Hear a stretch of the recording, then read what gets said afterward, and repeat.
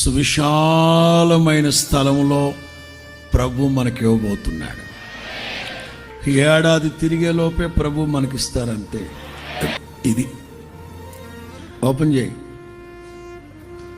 దీని తర్వాత ఫోటో ఇది. అదుగదిగా మ్యాటర్ అది.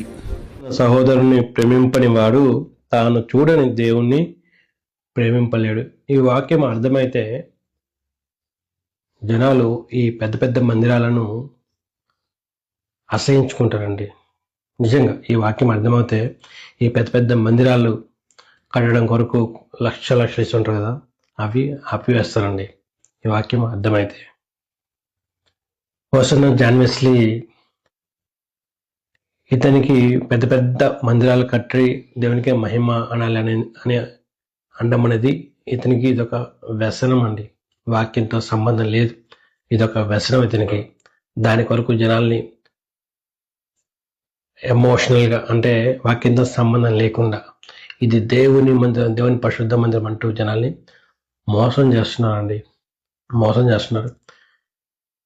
ఇప్పుడు ఒక పెద్ద చర్చ్ అంటే బిబ్లికల్ డెఫినేషన్ అంటే విశ్వాసులు, అదొక కట్టడం దగ్గర విశ్వాసులు ఎదురవుతుంది అంతే.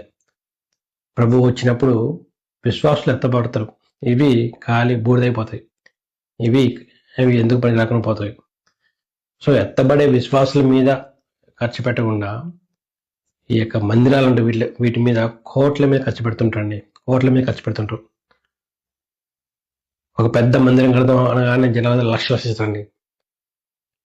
పలానా విశ్వాసకి ఆర్థిక సమస్యలు ఉన్నవి, చాలా అప్పులు ఉన్నవి, పిల్లల్ని చదువుకుని ఇబ్బంది పడుతున్నాడు, పిల్లలకి వివాహం చేయాలి ఇబ్బంది పడుతున్నారు పలానా వాళ్ళు అని చెప్పినప్పుడు పెద్దగా డబ్బులు తీరండి. కానీ ఒక పెద్ద మందిరం కడుతున్నాం లక్షలు ఇస్తారండి.